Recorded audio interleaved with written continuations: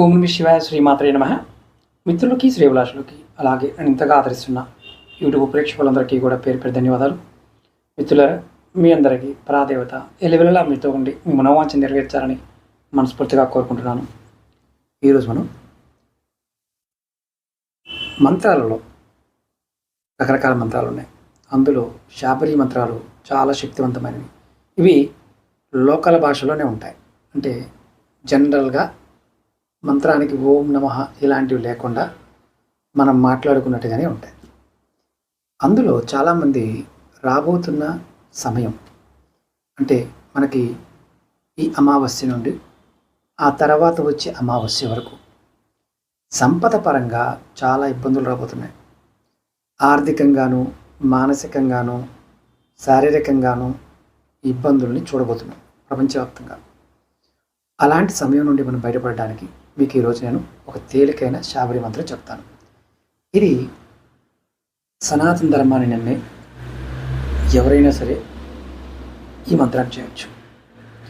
మనకి మాతృదేవత, విశ్వదేవత అనే ఒక భావాన్ని అమ్మవారైన కాళికాదేవికి ఉంటుంది.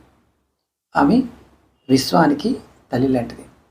చాలా శక్తివంతమైన మంత్రం ఇది. కాళికా సంబంధించిన మంత్రం. ఇది ఎవరైనా చేయవచ్చు, ఎందుకంటే ఇది శాబరీ మంత్రం. లాభం ఏంటయ్యా?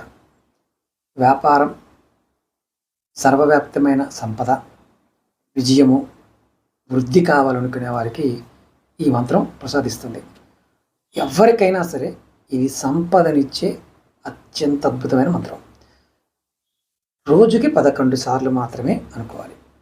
తూర్పు తిరిగి తూర్పు వైపు ముఖం పెట్టి ఇది ఒక 2.5 నెలల పాటు ఈ మంత్రాన్ని అనుకోవాలి.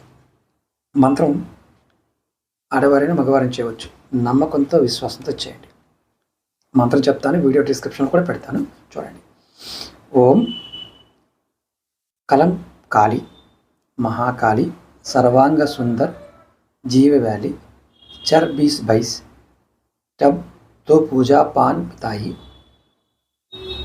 अब बोलो कालिका की दुआई, मेरा భక్తి గురుకా శక్తి స్వర్ మంత్ర ఈశ్వర వాచాచు. ఈ మంత్రాన్ని నేను వీడియో డిస్క్రిప్షన్లో పెడతాను.